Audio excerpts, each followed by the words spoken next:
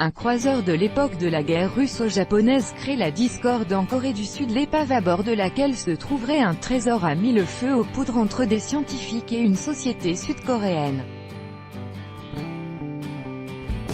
Récemment découverte en Corée du Sud, l'épave du croiseur russe Dimitri Donskoy, coulé en 1950, est au cœur d'un différend. En effet, des scientifiques et la société Shinil Group se disputent le titre d'inventeur de ce trésor historique à bord duquel se trouveraient des tonnes d'or, évaluées à quelque 133 milliards de dollars. Dans la publication parue dans le journal local Hankyoreh, on précise que des représentants de l'Institut coréen de recherche marine et de technologie KOIST ont contesté les informations selon lesquelles la société en question a été la première à découvrir l'épave. Il affirme que des débris de ce bâtiment, coulé durant la guerre russo-japonaise, avaient été découverts encore en 2003 par des chercheurs de ce même institut, ce qui est confirmé par des documents et des clichés d'archives.